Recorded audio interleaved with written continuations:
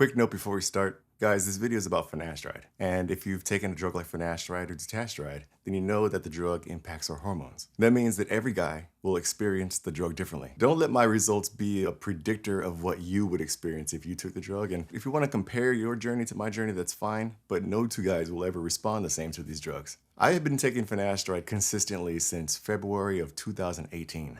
So over 4 years now. I would say that overall, my experience with the drug has been positive. So you might be asking yourself, if I've been taking finasteride for 4 years and my experience with finasteride has been positive, why would I be stopping the drug?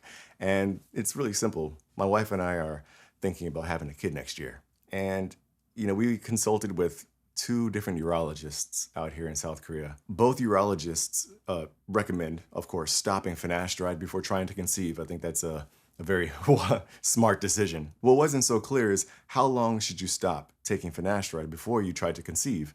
Some studies say as little as a month. Other studies say as long as 6 months. And we talked about it, my wife and I, and we both decided that, we're talking about the health of a new life. And my hair is not more important than my future kid, or second kid rather.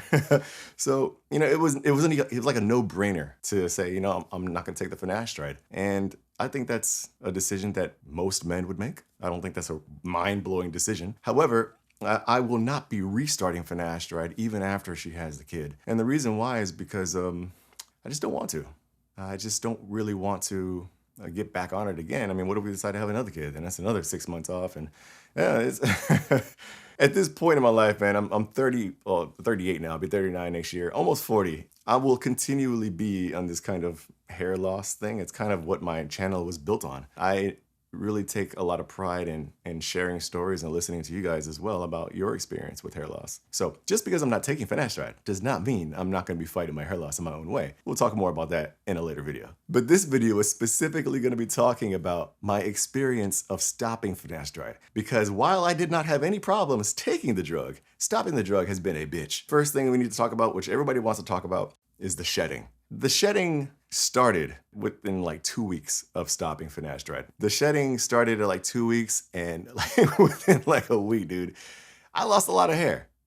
A lot of it fell out like really fast, and then it didn't fall out anymore. So again, I don't really know if it's due to the finasteride. I do expect to see more shedding in the next few months as my body really readjusts to not having finasteride anymore, but it wasn't as bad as I thought it would be. Like, I've heard horror stories of guys saying they stopped taking finasteride and like they lost all the hair, they lost their eyebrows, their pubes, and I'm like, oh, this is gonna be terrible. It wasn't that bad, but it was a bit unfortunate as I lamented about the amount of hair that I would lose over the next coming months. In my 4 years of taking finasteride, not once have I had any problems with my manhood. My shit worked before finasteride, it worked during finasteride.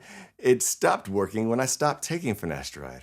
Around the second week of stopping the finasteride, I just lost my libido. Like, my drive to have sex, my sex drive just kind of evaporated. It just disappeared. I just woke up one day and I was like, I should want to have sex. I feel like, I'm seeing my wife walking. I'm like, I should want something, but I didn't want anything. Like, I felt like a monastery monk.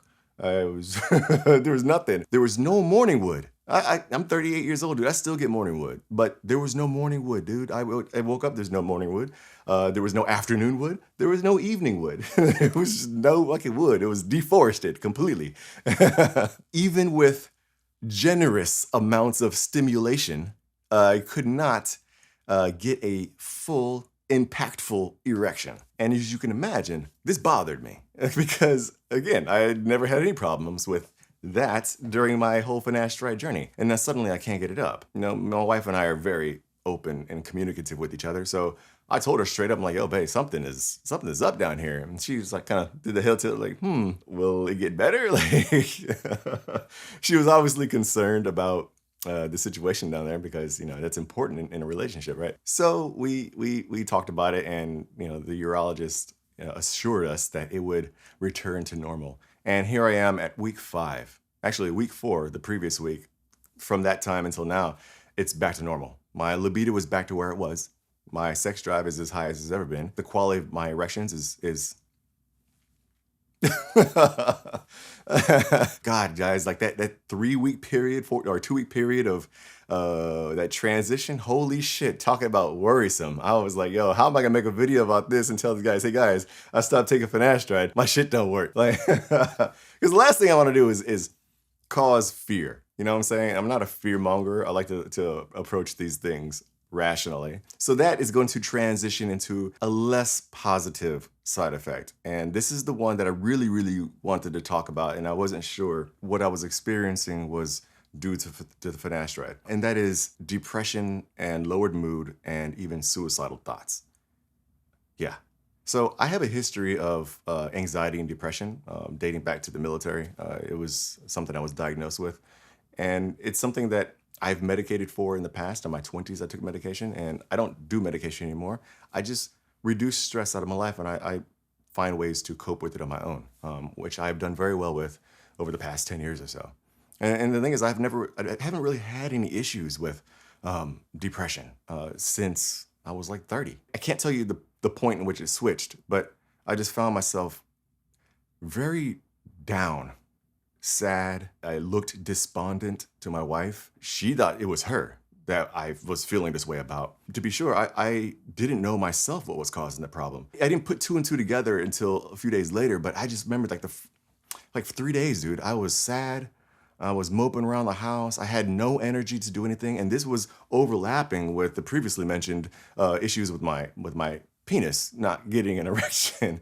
And so it was like, well, what the fuck, dude? What's going on? I was sitting there in my bed and I was just looking at the ceiling and I'm like, why do I feel like crying? Like, why do I feel sad? And I just had this like wave of negative thoughts, like, oh, I'm worthless. I just felt a wave of hopelessness and darkness. And that's when I realized, wait, is it the finasteride? So I started researching. And of course, I told you, I know about post-finasteride syndrome, but this is firsthand experiences now, not just reading secondhand accounts.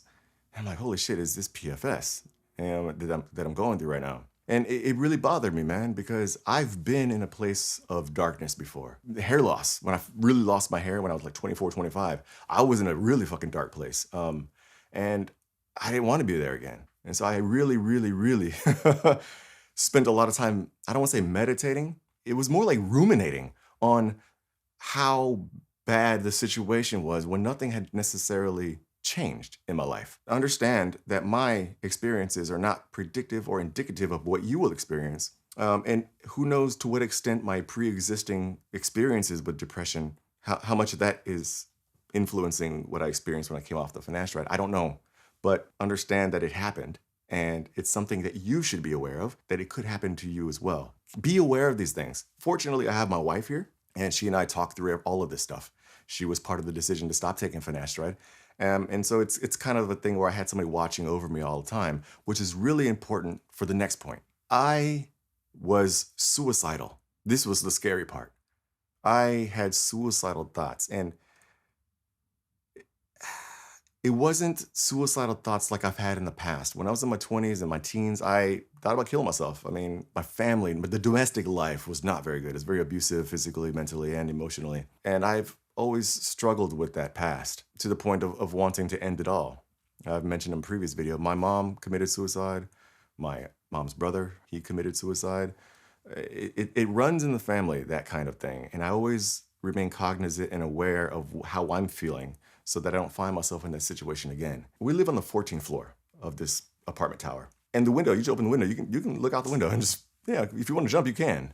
And I didn't want to jump out of the window, but I felt like if I was in one of those moods, I could fall intentionally out of the window.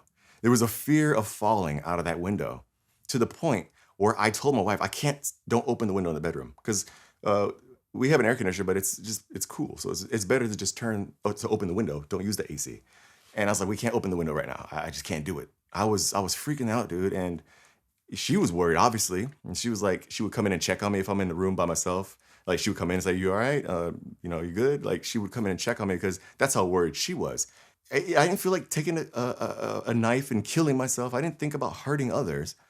But it was something I was fixated on, that window, that I could fall. And I kept thinking about my mom and how she committed suicide. And it's like, it was scary, man. Fortunately, really, really fortunately, the most fortunate part of this whole video, by week 3, week 4, it just disappeared. I woke up one day and I felt fine. Yeah, even now I don't have any fear. I don't feel like that suicidal feeling. But guys, if you're taking finasteride, especially for a long period of time like I did, 4 years, and you decide to stop taking, make sure that you do it under the supervision of a physician, or that you have somebody near you, a spouse, a friend, a brother, sister, whatever, that can watch you and make sure that that transition off of the drug is as smooth as possible. And if it's not smooth, they'll be there to support you and make sure that you're okay. If I could go back and do it again, I'd probably wean myself off instead of stopping cold turkey, which has probably made my situation worse.